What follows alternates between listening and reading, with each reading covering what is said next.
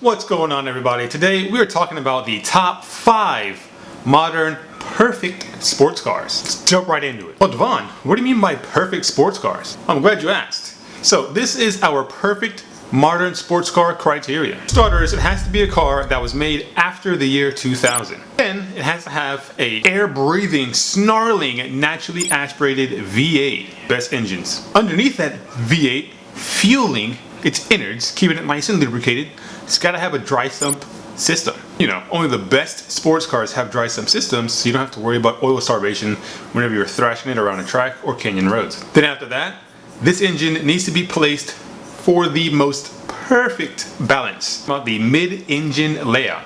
Now, this can be either a mid-engine rear-wheel drive, like a mid behind the driver mid-engine, but also it can include a front mid-engine where the engine is still in front of the driver, but it's behind the front axle. That gives you that perfect balance that is known of perfect sports cars. The best way to put all this naturally aspirated V8 horsepower down to the ground, of course, is through none other than a 6-speed manual transmission. The best kinds of transmissions that true drivers love. But of course, you can't just have a 6-speed manual transmission and call it a day, because, well, then you have cases where you still have a one-wheel peel.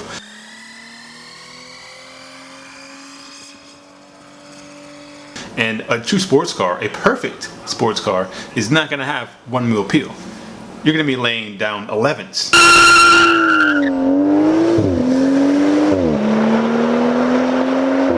Down the whole strip, down the whole road, you know? Which means it's got to have an LSD. So limited slip differential has to come from the factory. And the best way to bolt all these pieces together, fuse all these components together to make a perfect driving machine, the ultimate sports car, of course, it's got to be brought together with an aluminum chassis. On the sides, on each corner of said aluminum chassis, it must be AA suspension. Of course, you know, double wishbone suspension. That is always known as one of the best suspension systems for great driver feedback, great agility, great handling characteristics. That's why F1 cars use them. So the sports car list has to have them. And then you're probably wondering, what kind of criteria are we going to be using to list these components together to figure out which one's better than the rest? Well, let's find out, shall we? The main two components are the most important things when you're looking for a sports car anyway. It's going to be power to weight ratio. So the highest power to weight ratio will get a higher ranking. Also, the average price to purchase the vehicle on the used car market. Then the other caveat to that is, of course, horsepower. So we're going to talk about that now.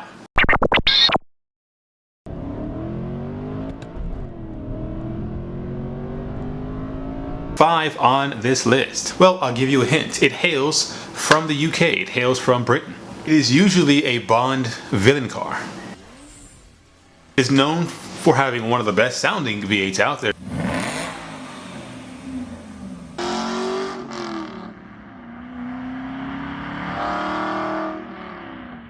One of the most gorgeously styled and designed vehicles out there. Rolling timepieces. They are just as meticulously machined as a Rolex watch, which is why a lot of the times they work together. We're talking about the Aston Martin V8 Vantage. Gorgeous car, awesome engine, front engine, mid rear-wheel drive layout. That's the engine in the front, but it's far back behind the front axle, pushed way back there, which makes it still a mid-engine car. Now, what do you get out of the V8 Vantage? 380 horsepower, 0.106 power to weight ratio. So not terrible, not great, but good. You can get these cars on average, surprisingly enough, the cheapest one on the list. You can get them on average for $35,000, which is pretty cool because, I mean, that's a gorgeous car. It's a pretty good car for the money.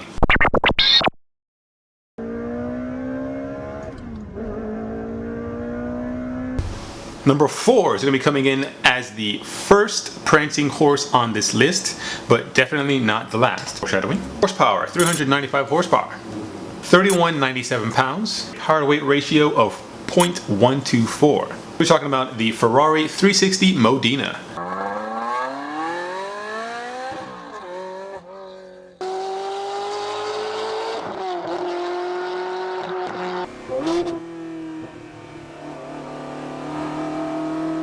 Pick one of these babies up on average for about $64,000. Not really that much money when you think about how much car you're getting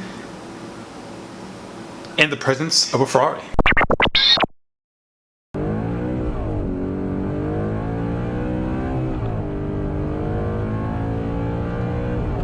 Number 3 on the list is all-wheel drive. So it's one of the few all-wheel drive cars on the list, but it does still count because it meets all the other criteria. One of the higher horsepower numbers, coming in at 420 horsepower, weighing in 3,605 pounds. Power to weight ratio 0.117 on the 2008 Audi R8 V8.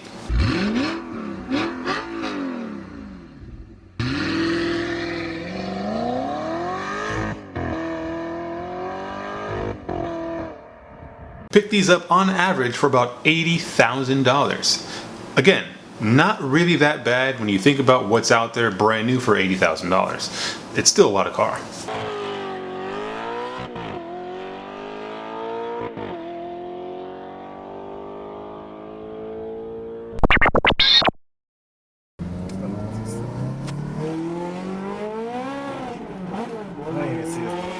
In at number 2 is going to be the second printing horse on this list. So we're going to start with the horsepower. 483 ponies. Weight wise, it's one of the lighter ones as well, coming in at 3,197 pounds. Really good power to weight ratio of a 151. So also one of the higher power to weight, which is why it's coming in at number 2. We're talking about the Ferrari F430.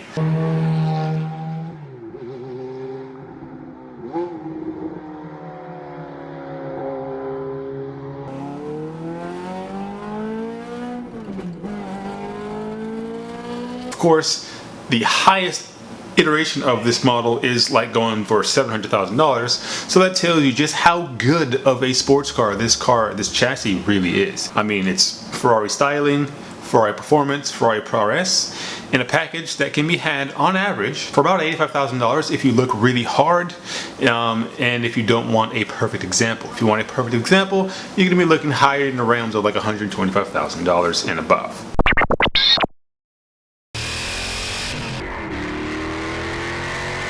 This one is actually an American-made car, American-designed and engineered. No, it is not a Corvette, although you're probably surprised that it's not on the list, because usually when I do one of these lists, the Corvette is always number 1 because it's a Corvette. Come on, guys. Let's be honest. But no, it is not a Corvette, although it kind of technically is a Corvette at the same time. So, it is coming in at 505 horsepower. It does come in at 2,400 pounds, so it is the lightest by far, which brings the power to weight ratio to an astonishing 0.210. So that's a really high power to weight ratio, really low weight, really good power level, and a really good average price, which is why this is the number 1 modern sports car. Now, like I said, this is going to be controversial because it is not a production-made car.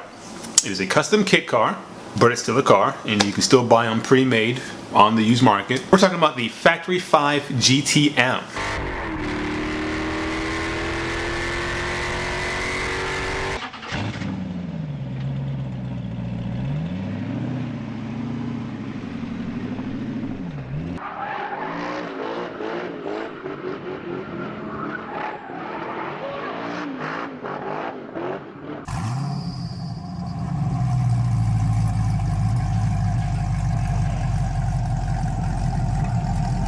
This is a bespoke aluminum chassis, tubular chassis built by Factory 5 Racing, and then it uses the Corvette C5 or C6 powertrain, which is why I said it's kind of a Corvette, but not really, because it's flipped around. So instead of it being front engine rear-wheel drive, it's mid-engine rear-wheel drive with a 6-speed transaxle coming out the back, which makes it the perfect modern sports car. So that is going to do it for this list. Thank you guys so much for checking it out. Please let me know, what cars on this list were your favorite? Would you have arranged it the same way? What things would you have done differently? What cars would you have chosen with the same criteria for this list, if there are any other cars out there?